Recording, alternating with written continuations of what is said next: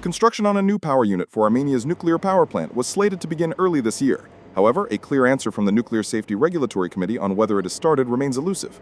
We've submitted an inquiry and are awaiting a response. In 2022, an intergovernmental agreement was signed between Armenia and Russia for the construction of a 1,200 megawatt power unit. According to Aram Majanian, a national energy expert for the UN in Armenia, this atomic power unit would cost approximately $3 to $5 billion.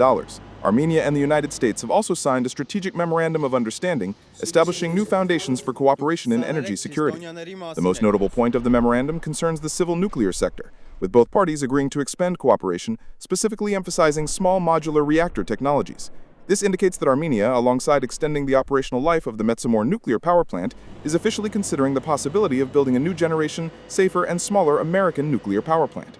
This step could fundamentally change Armenia's energy future, reducing its dependence on traditional technologies and partners. However, Artur Avatisyan, an energy security expert, believes that the signed document does not imply the immediate implementation of U.S. technology, but merely expresses an intention. Armenia would need to join several international conventions to be able to adopt U.S. nuclear technology. In colloquial terms, you can't build it just anywhere. It's not a small shack or a solar power plant that anyone can build wherever they want. There are strict requirements. Even if we don't have that capacity, the IAEA won't allow it because any such endeavor cannot be realized without the IAEA's permission or license. Avatisyan also states that modular power plants cannot be built everywhere. There are specific norms. In Armenia, the primary site considered is Metsamor, where a platform has been designated since the Soviet era. He notes that besides Metsamor, the only other location considered for a modular plant is in Sunik, near the ZPMC, if a copper smelter is built there. There's a simple question here. When they talk about it being safer, that's highly debatable because no such plant exists in any country in the world. Who said it's safer? It's advertising. Naturally, every manufacturer needs to advertise their product. That's why I also mention, if Armenian officials don't announce it but nevertheless have that American decision, then until they sign 123, in no case can Armenia even consider any American option. Meanwhile, the IAEA does not regret allowing the Armenian nuclear power plant to continue operating. Armenia's economy relies on the Metsamor ANPP, and the IAEA will continue to support the plant to safely provide low-carbon energy.